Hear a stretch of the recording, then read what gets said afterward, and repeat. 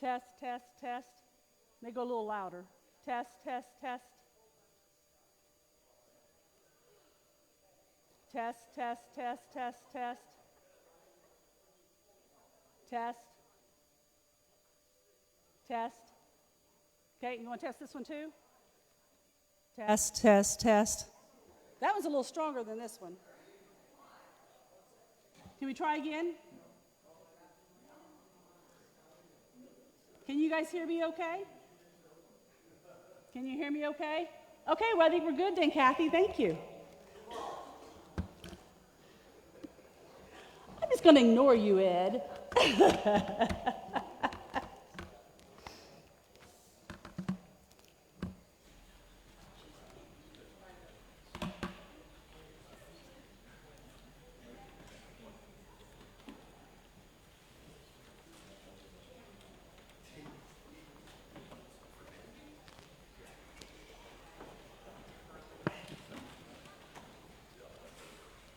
And Emily, don't forget to take the mic where you need it, okay?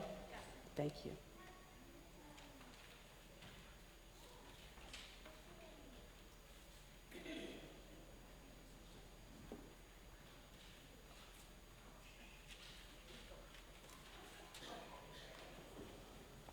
Good morning. Seriously, is that all you got in you? Come on, good morning. Isn't it a great day to be in the house of the Lord? Love seeing everybody coming in. And I know we got some more coming for the top here in a minute. But I welcome each of you. And I love that we all come in here knowing that we are all works in progress. So welcome to First United Methodist. Today is Laity Sunday. So we got some surprises for you throughout the day. If you are online, I'd like for you to comment so we know that you're here, but also share it so that other people can hear the words of Christ. Whenever they are going through their feed, they can say, hey, I'm going to go listen to that today. So please share it also, get word out.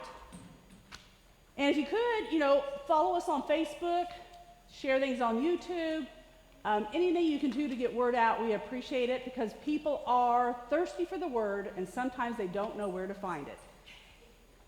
We have a special guest today, Steve Scherer. Now, Steve has a history with this church. He grew up in this church, and he has been so gracious and agreed to come and share his story. You know how we've been doing this series of This Is My Story. And today it's going to be Steve sharing his story. So thank you for being here with us today. Jesus taught us to go out and share the gospel.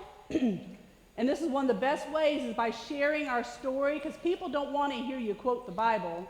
They want to know, why in the world do you believe in Jesus Christ and what difference has it made in your life? And you'll get to hear about that today. Look in your bulletin and you're going to see that we've got noted October 29th is our nursery reception. What that is you will see in the midweek, there's a whole list of things we need for the nursery because we're refreshing it. And so on that day, you can bring whatever you want to pick up for the nursery to the nursery and then welcome Katie, because we haven't really formally welcomed Katie in that space. So we want to do that, our new nursery ministry lead, since we now have little kids that come on a regular basis. Also, the 2 Bible studies, I'll just do those briefly. We've talked about them a couple times. November 1st, we're going to start the This Is My Story Bible study, which is really us working to practice telling our story so that when we do feel the Holy Spirit propel us to do so, we can tell our story. Starts on November 1st at 6:30. You don't have to buy a book. I'll be providing what you need. It's only for 3 weeks. And then on November 29th, we pick up on the second Bible study, which is the Advent Bible study, which is going to be Heaven and Earth, Advent and Incarnation by Will Woolman. Sorry, my mouth's a little dry. Anyway, so if you're interested, I need to know. And then that way we can get books in place, things like that. Also, I think in the midweek this next week, you're going to hear about the Advent devotional that I've picked out for the church. I know many of you like to have an Advent devotional, so we're going to have one available, and we'll be having that ready. And actually, I want one for the children and the families too, so Diane, you and Jane, I'll probably be sharing one with you and see what you guys think of it. If we want to use that for the families, okay? Now, throughout the service, and you've heard this before because we've been doing breakthrough prayer for quite some time, you are going to, this is not mine, this is Steve's. Breakthrough prayer, we've been doing it for quite some time. And so you're going to hear at the end of our prayers often this breakthrough prayer that you hear repeated because we are adding it to our meals, we're adding it to our different prayers we have to ask God to break through. So, if you don't have a copy of that additive prayer, we've got some in the back that are magnets for your fridge. And for those who didn't get the email, we lost Sarah Beck. They are meeting with Buddy Fletcher right now at Burkholder's, and so we will hear when the service is going to be. The showing, the visitation, and the service will be here. So you'll be getting more information from me on that soon. So please keep them in your prayers. Keep Bill Seward in your prayers. You know, he had to leave early last week because his arm's giving him problems again. And we just need to keep him in our prayers also. But also I want to ask a special favor. We've had a lot going on in the Middle East again. So I'd like for you to pray for that region because, you know, the people in Gaza, the Palestinians, the people, the nation of Israel, it's so complicated. If you have to go all the way back to 1948 and sometimes beyond that to really understand what's going on. So I ask you to remember the nation of Israel was created in 1948. That's not the same as biblical Israel. Just like we have a Bethlehem in Indiana, it's not the same as the Bethlehem over in the Middle East. You just can't tie those together. And sometimes I see that happen. I really caution you not to tie them too close because they are different. They are two different entities. One was man-made and one was God-made. So just kind of be careful about that. But, you know, we've got in that region so many to pray for. In the nation of Israel, we have Jews and non-Jews who are going through such strife right now, bombings, unrest. But then we also have the Palestinians, which include Christians, Muslims, and Jews also. There are so many people there in turmoil. And we're not in the middle of it, thank goodness, but they are.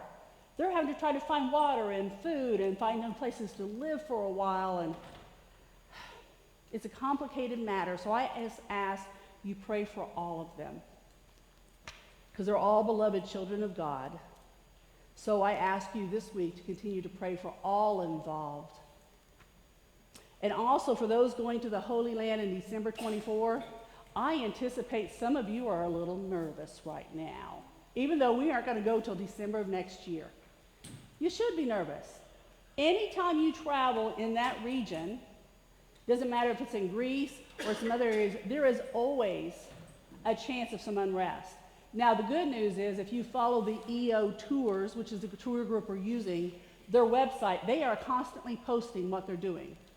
We had a tour that was here that was going to move on to Jordan. We're moving them on to Jordan. We have a tour that was over here. Now we're moving them up through here, and they're going to go out this way.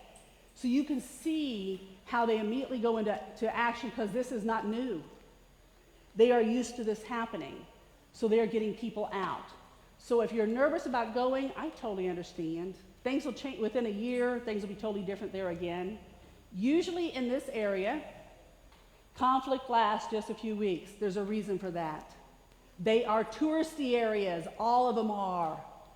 None of them want their tourists to go away, whether you're in Israel, Jordan, Turkey. So they try to get this settled quickly because it hurts all of their impact on money.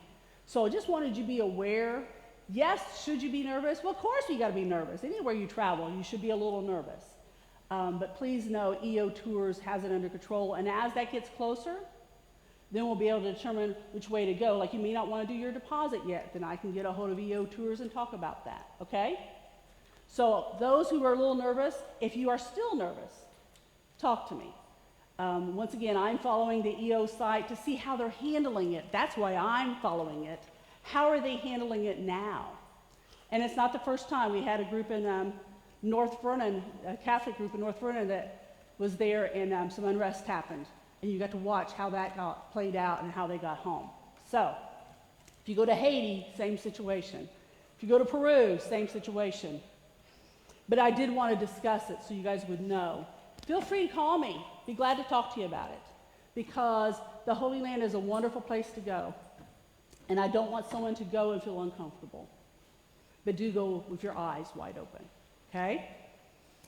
Now, this is one of my favorite times in our service, because this is the time when all the stuff we've been thinking about today, everything you got to do this afternoon, you can sit down and take a deep breath,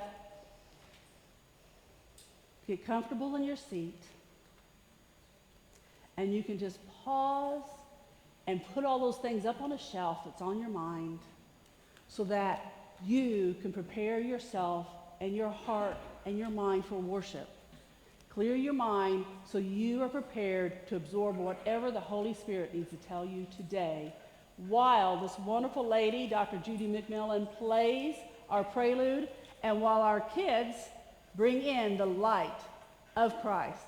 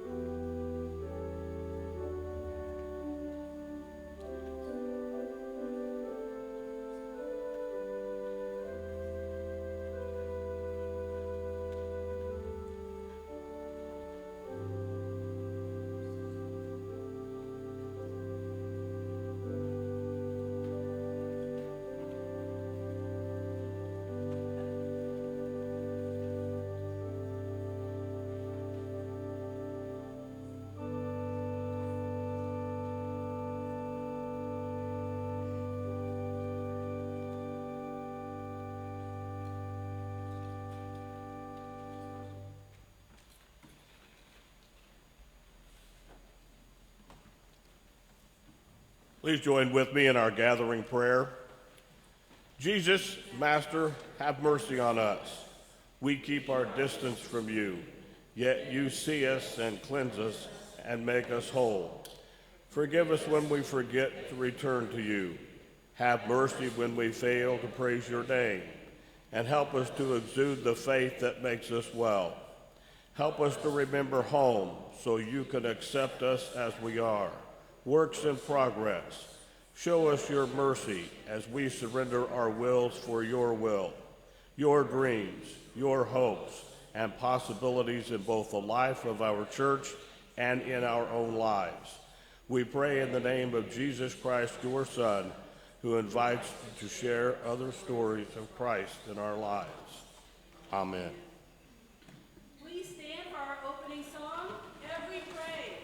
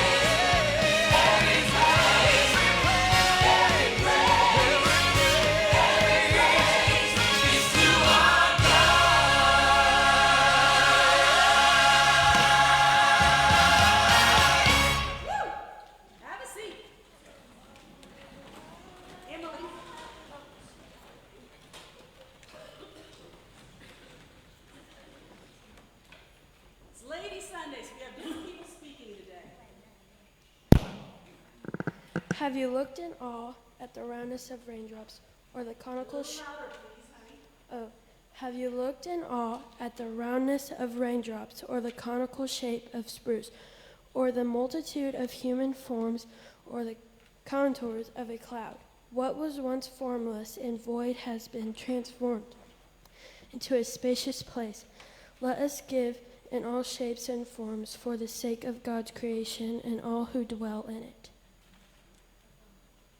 Thank you, ma'am. Would the ushers please come forward to collect tithes and offerings?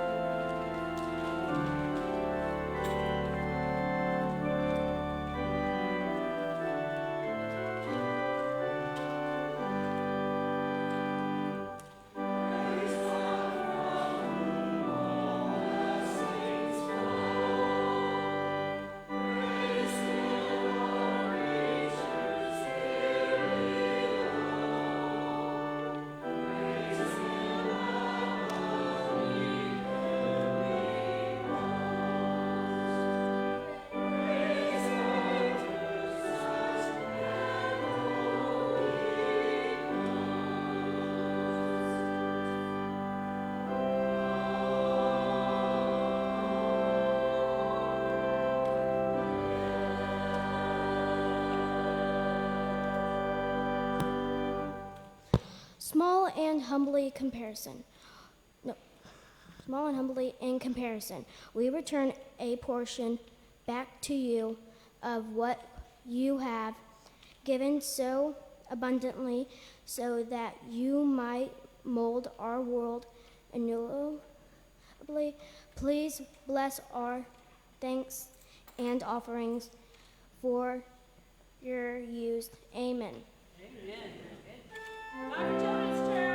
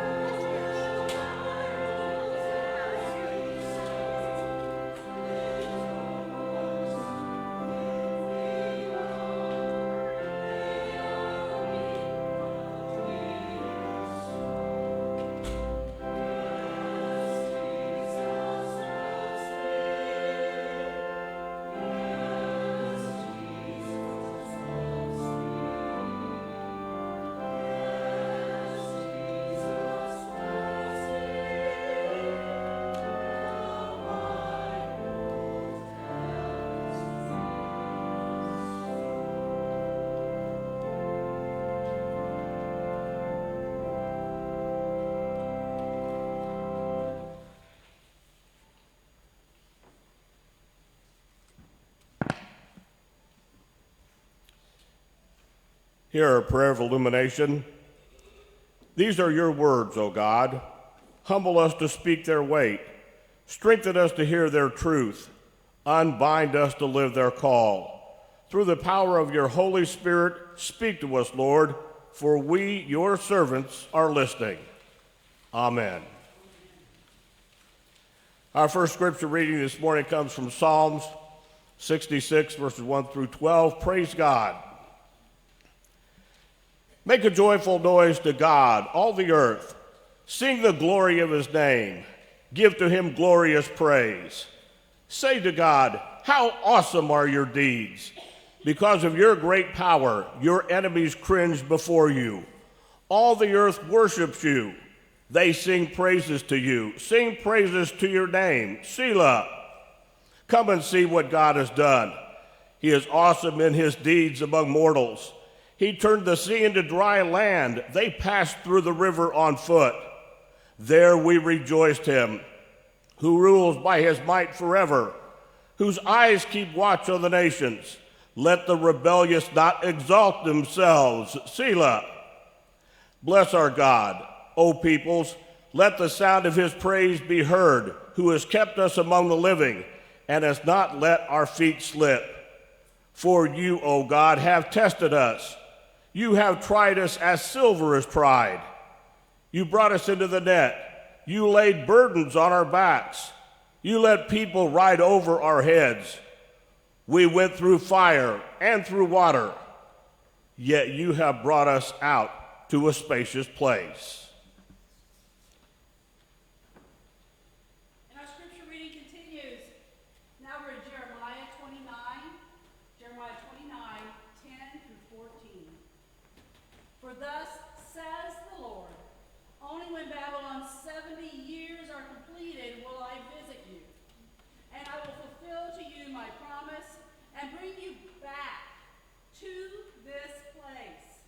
For surely I know the plans I have for you, says the Lord, plans for your welfare, not for harm, to give you a future with hope. Then, when you call upon me and come and pray to me, I will hear you. When you search for me, you will find me. If you seek me with all your heart, I will let you find me, says the Lord, and I will restore your fortunes and gather you from all the nations and all the places where I have driven you, says the Lord, and I will bring you back to the place from which I sent you into exile. The word of God for the people of God. At this time, I'd like to introduce Steve Scherer, who's going to do our message today, and he will tell you more about his history here at this church, too.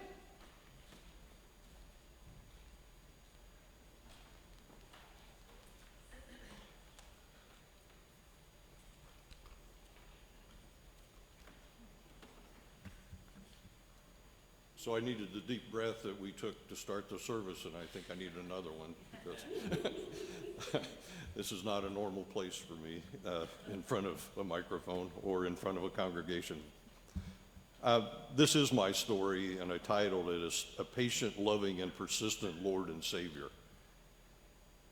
I have been blessed in my life, and I am humbled and grateful for this opportunity because in preparing for this story of my faith walk, I have reflected on the many ways that God prepared me through the work of his Holy Spirit and by the faithful work of this congregation as I grew up in the 1950s and 60s in this church.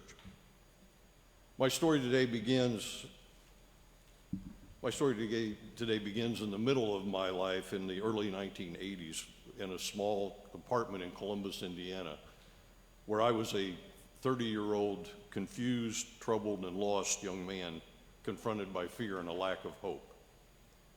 I had stumbled upon Hal Lindsey's book, The Late Great Planet Earth, and I don't know how I came by that, but it piqued my interest, and although today I do not recommend it as something to read, as I read it then, I kept reading biblical references and kept saying to myself, is that really in the Bible? Finally, my curiosity got the best of me, and I went into my bedroom and took from the shelf the New Testament that had been given to me when I graduated from high school by this congregation. I had never opened it in all the years since I had received it, but I had taken it faithfully with me to every place that I had lived, which were many. That New Testament did indeed have the same scriptures that Mr. Lindsay quoted, so I read more and I wanted to know more.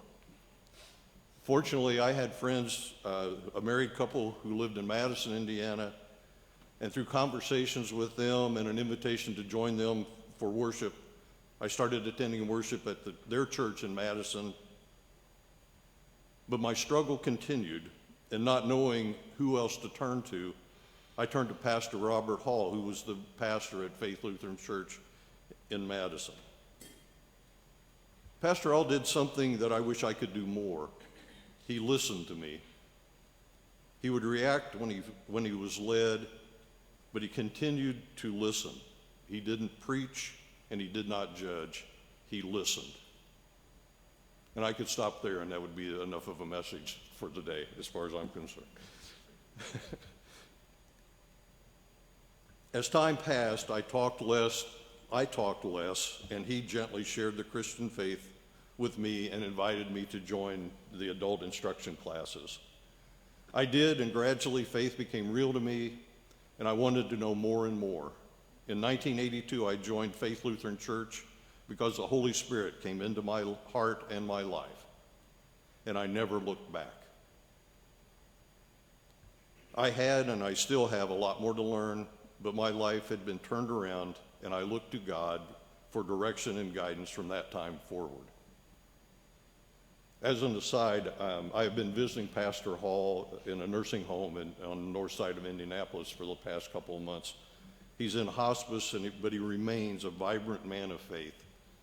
And he and I discussed this talk on Friday when I visited him because it was just what we needed to do. So now let's go back to the 1950s and 60s and look at how God has been preparing me for the day that I would turn back to him and begin living my faith in service to him. This is my story of growing up in First Methodist Church. I was baptized in this sanctuary on May 24th, 1953. I found out from Mrs. Moore that my mom taught Sunday school here in the early 50s. My dad helped start the Boy Scout troop here and was a troop leader for several years, succeeded by Bob Norrell, who I knew very well. I sat with my grandparents during worship. We sat up in the balcony up in this far corner. My mom baked unleavened bread for communion. My brother Chris and I hounded her to let us eat it while she was baking it, and she did let us help break it into tiny squares that we helped bring to the church. I was in Cub Scouts and Boy Scouts. I participated in youth group and made many friends here. I remember the old nickel Coke machine down in the basement that you put your nickel in and turn the lever and get your Coke out. I remember the one that replaced it that was a maze that you had to horizontally bring the bottles through. Those are all very vivid memories to me of this place. I went through confirmation and the Boy Scouts God and Country program. I found this 2 days ago. This is the record book that Pastor Walls filled out for me to complete the God and Country award. At that time, I made a decision supported by my parents, surprisingly enough, to me still today, not to be confirmed because at that time I was not sure that I fully understood enough to make what was an important confirmation of my faith at that time in my life. I was not turning away from my faith, but I wanted to know more. I have 2 grandsons who have followed in my footsteps, and as difficult as that is for me to accept, I do understand, and I pray that they will confirm their faith at some point in their lives. I received 2 Bibles from this congregation, one I brought with me, which is this one right here, and the one that played a significant role in my coming to a saved by grace relationship with God in 1982, the small New Testament. It is somewhere in my house because it is sat on every shelf in every office I've occupied since that time, but I can't find it in my house today. So, So that's old age. You see, God was at work to work in me from baptism on. For I know the plans I have for you, declares the Lord, plans to prosper you and not to harm you, plans to give you hope and a future. I knew this verse very well, but in preparing for this message, the verses, then you will call on me and come and pray to me, and I will listen to you. You will seek me and find me when you seek me with all your heart. I will be found by you, declares the Lord, and will bring you back from captivity. These words took on new meaning that I had not previously considered. I didn't know, but God knew that I would call on him, pray to him, and through his servant, Pastor Hall, and many others, he would listen. I did seek God with all my heart. He found me and brought me back from the worldly life that can hold us so tightly captive. It's important to me, and I think it's important to all of us, that God is the actor here. It is God who works in our hearts and our minds. And now for the rest of the story. I was confirmed at Faith Lutheran Church in Madison. I married there in 1983. Our daughter was baptized there in 1984, all by Pastor Hall, by the way. I became very active in our church, at our church in Madison. I was part of an evangelism team for several years. We moved to Jasper, Indiana in the early 90s. I received a master's degree in social work at that time, and I did some personal counseling in Jasper. Our family helped start a mission congregation in Jasper among all of the Roman Catholics who reside there. It's quite a challenge. We moved back to Seymour in the mid-90s, and I worked at Emmanuel Lutheran Church as director of adult ministry for approximately 5 years. I led some Bible studies, did counseling of members, and did premarital counseling there. In 2005, I went back to work as a construction project manager. I retired from my job in November of 2018. But in mid-2019, I went back part-time, and I continue to do part-time project management for them. There has been a dark period in my life, and that was I got a divorce in 2020 after 37 years of marriage. And so, as I've phrased it, my life hasn't been a bed of roses without some thorns, and I think we all face those at times. In May of 2022, I took a position with the city of Seymour as part of a grant that they received to do a community assessment of substance use disorder recovery efforts in our community, defined as Jackson County. I wanted to give back to the community that had given me so much. It was eye-opening in both the magnitude and the severity of substance use disorder in our community, and how much is being done to help people in recovery. The assessment report has been published, so to speak, and it's available for download, and I think your congregation will make that available, that address available to you if you want to read it. And I do urge you to read the report, not because I wrote it or worked on it, but because it really takes a hard look at substance use disorder in our community. But more importantly than just reading the report, I urge you individually and as a congregation to examine how you can minister to people in recovery in our community. There's a lot of things going on, very positive things going on, and getting involved would be a great benefit to, I think, to both you and the community. The opportunities to help people in recovery are where the rubber meets the road opportunities, from my point of view. And that means, to me, there are plenty of direct contact opportunities to show Christ's love in very real ways. We're working with people that are at the very bottom of their life, and we need to help love them back up. And so my story continues. God has always been in my life, whether I acknowledged him or not. He prepared me for a future. And this congregation, my family, and the community were integral parts of that preparation. And for that, I give thanks. In the world that I meet every day, I encounter people questioning and with direct opposition to Christianity. and I wrestle with the appropriate response. So borrowing from a Bible study that our youngest pastor, Pastor Will Fredstrom, has been teaching on Sunday mornings, many people are not antagonistic about the faith, but they see God in the clouds, so to speak, meaning not being active in our lives or in their lives. Or they see him as an individual God that resides in their heart and takes the form of whatever they want him to be. We, as worshipers of the triune God, Father, Son, and Holy Spirit, know with certainty the answer to the question, where can we find God today? We find him in his word that was in the beginning, his word that became flesh in the form of his Son and lived here on earth. We find God in his sacraments, baptism and Holy Communion, where we receive visible and forgiveness in the Lord. And we find him in his church, in this very place where you all are gathered this morning, and where I gather at Emmanuel on Sunday mornings at the same time. We as a community come to church and because we know it's important that God is there and he works in our lives. God instituted the preaching of his word, the administration of the sacraments, and the witness of the church so that the world might know where God is present and how he is present for the world. That's important to me today because there are so many people hungering for the word, and they have some idea of what it means to be spiritual, but they don't know the one true God.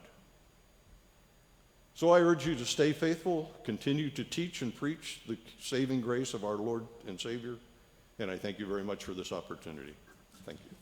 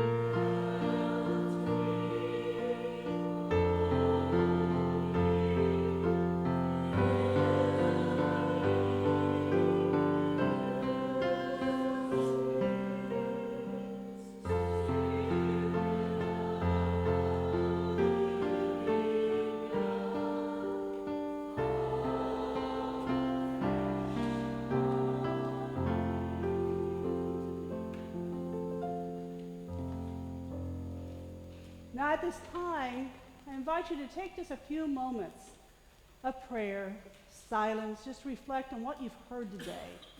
Maybe there was something in a song that really spoke to you today, or in one of the prayers, or in Steve's message that you related to and you want to have a discussion with Christ for a few moments. I want to give you that time now, because when you walk out of here, all sorts of things start bombarding you again. So I'm giving you a few minutes now, and then we will move into the intercessory prayer.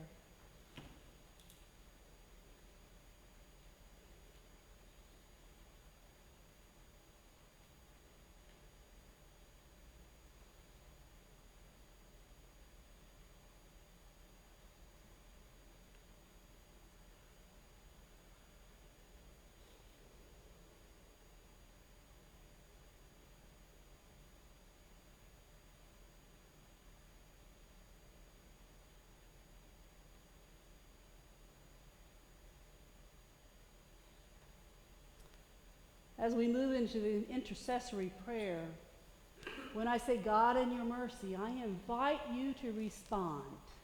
Hear our prayer. We bless you, O God, for your power and mighty deeds and tender mercies. We bless you, O God, for your watchful care in places of exile and at home. We bless you, O God, for your healing presence in sickness and in brokenness. We pray to you for the needs of the world, for those enslaved by political, military, or social oppression, for those suffering from violence and illnesses we can prevent, for those at risk from famine, drought, and natural disasters. God, in your mercy, hear our prayer. We pray for those who are caught in the middle of wars and those in the middle of natural disasters, for those in Russia and Ukraine, for those in the nation of Israel and in Palestine, for those in the middle of conflict, for those in Mali still rebuilding from fires, and for those impacted by natural disasters around the world. God, in your mercy, hear our prayer. We pray to you for the renewing of creation, for an end to harmful habits and willful ruin, for heightened care for species at risk, for more faithful stewardship among us towards Earth's resources. God, in your mercy, hear our prayer. We pray to you for the cares of our community, for those who have lost jobs, homes, or hope, for those who are hungry today and will be hungry again tomorrow, for those troubled in mind, body, or spirit, and for those who are recovering. God, in your mercy, hear our prayer. We pray to you for the cares we hold this day, for patience in difficulty, for a renewal of commitment, for grace to forgive others or even ourselves. God, in your mercy, hear our prayer. Heal us, we pray, in our diseases, our estrangements, and in the broken places of our lives. May we return to you, to creation, and to the community in joy and thanksgiving according to your grace. Give your church fresh courage and bold vision in this changeful time as we pray for the welfare of all people. God, in your mercy, hear our prayer. And now, with the confidence of the children of God, let us pray the prayer Jesus taught us. Our Father, who art in heaven, hallowed be thy name. Thy kingdom come, thy will be done, on earth as it is in heaven. Give us this day our daily bread, and forgive us our trespasses, as we forgive those who trespass against us. And lead us not into temptation, but deliver us from evil. For thine is the kingdom, and the power, and the glory, forever and ever. Amen. And as the acolytes come forward to take the light of Christ out into the world, let us join our voices in the closing hymn as Judy shares her wonderful gifts.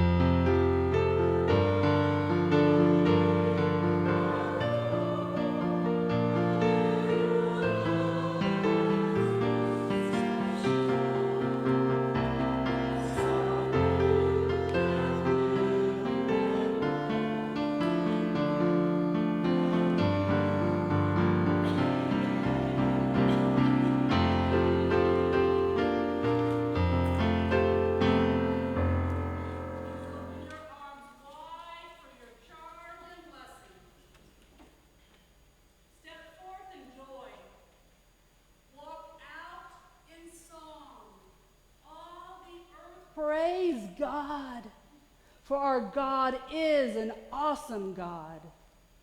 Go in peace and go in love. Okay, let's come back, and that way I can say hello to you. Yeah.